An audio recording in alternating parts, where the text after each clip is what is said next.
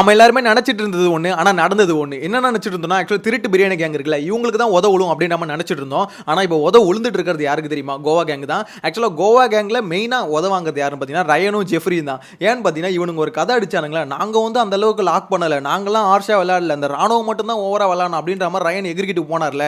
So அந்த எகிரிக்கிட்டு போனதுக்கு பார்த்தீங்கன்னா ரயனை வச்சு செய்கிறாராம் விஜய் சேதுபதி அப்படின்ற மாதிரி தான் நியூஸ் ட்விட்டரில் வந்துட்டு இருக்கு. எனக்கு இதை பொறுத்த வரைக்கும் ஒரே ஒரு விஷயம் தாங்க சிரிப்பாக இருக்கு. என்ன தெரியுமா? ரயன் இந்த சம்பவம்லாம் முடிஞ்சதுக்கு அப்புறம் விஷயம் சொன்னார்.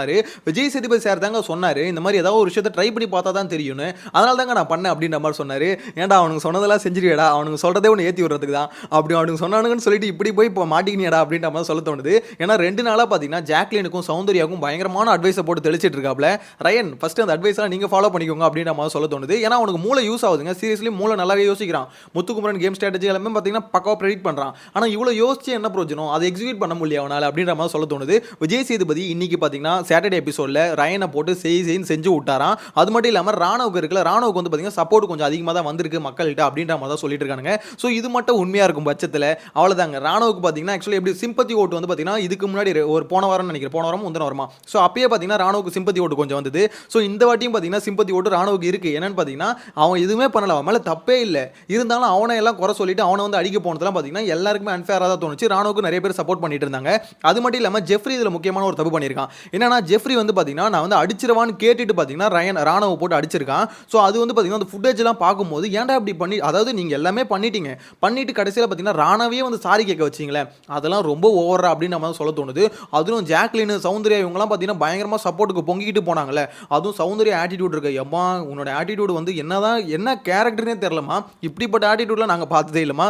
சீரியஸாக சொல்கிறேன், சௌந்தர்யா ஆட்டிடியூட் இருக்க ரொம்ப ஒஸ்ட்டாக போயிட்டு இருக்கு. விஜய் சேதுபதி சார் நீங்கள் என்ன தான் சொன்னாலும் அந்த பொண்ணு திருந்துற மாதிரி இல்லை, தயவு செஞ்சு அதுக்கு புரிகிற வகையில் கொஞ்சம் சொல்லுங்க அப்படின்னு நம்ம சொல்ல தோணுது. வேற எதுவும் பண்ணி பார்த்தீங்கன்னா சௌந்தர்யா திருத்தவே முடியாது. ஏன்னா சௌந்தர்யாவுக்கு பார்த்தீங்கன்னா ஹவுஸ்மேட்ஸ் யாராவது சொன்னால் கண்டிப்பாக கோவம் தான் வரும். அவங்க கோவப்படும் போது ஒரு மூஞ்சி காமிக்கிறாங்க பாருங்க, சத்தியமாக பார்க்கவே முடியல. எனிவேஸ் இதில் முக்கியமாக மாட்டினது யாருன்னு பார்த்தீங்கன்னா ரயனும் ஜெஃப்ரியும் தான் மாட்டியிருக்காங்க.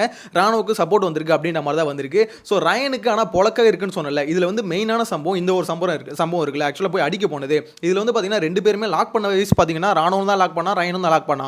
ஆனால் லாக் பண்ணதுக்கு அப்புறம் பார்த்தீங்கன்னா ரயன் போய் எகிரிக்கிட்டு அடிக்க போனாங்க பார்த்தீங்களா, அதுக்கோசம் மட்டும்தான் ரயனை பூச்சி வந்து செஞ்சுக்கிட்டு இருக்காங்க. இதில் வந்து பார்த்தீங்கன்னா ஜாக்லின் வந்து என்ன நினச்சிட்டு இருந்தாங்கன்னா, ஆக்சுவலாக நம்ம வந்து கோவா கேங் தாங்க இங்கே கெத்து, யாரையுமே பார்த்தீங்கன்னா ரொம்ப காயப்படுத்தாமல் நம்ம தாண்டா இருந்தோம் அப்படின்ற மாதிரி நினச்சிக்கிட்டு இருந்தாங்க.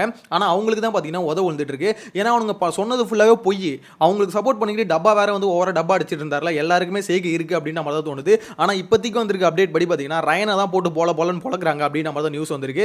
எனக்கு இதை பொறுத்த வரைக்கும் ஓகேங்க, ஒரு விதத்தில் வந்து விஜய் சேதுபதி இது மட்டும் உண்மையாக இருக்கும் பட்சத்தில் கரெக்டாக ஒரு விஷயத்தை பிடிச்சிட்டாரு அப்படின்ற மாதிரி நான் என்ன நினச்சிட்டு இருந்தேன்னா, ஓகே ரயன்லாம் அந்த அளவுக்கு பெருசாக தப்பு பண்ணல அப்படின்ற மாதிரி சொல்லிட்டு வரோ பயந்துட்டு இருந்தேன். அந்த மாதிரி இல்லை அப்படின்ற மாதிரி நியூஸ் வந்திருக்கு. ஸோ அது இல்லாத பட்சத்தில் நல்லது தான், விஜய் சேதுபதி ஏதோ ஒரு விஷயத்தை கரெக்டாக பண்ணிட்டு இருக்காரு அப்படின்ற மாதிரி தோணுது. ஆனால் ப்ரோமோ ஏன் இன்னும் விடமாட்டுறானுங்க அப்படின்னு தெரியல. ஏன்னா ப்ரோமோ வந்தால் தான் நம்மளுக்கும் ஒரு ஐடியா வரும். இதெல்லாம் பார்த்தீங்கன்னா ட்விட்டரில் வந்து லீக்டு நியூஸ்.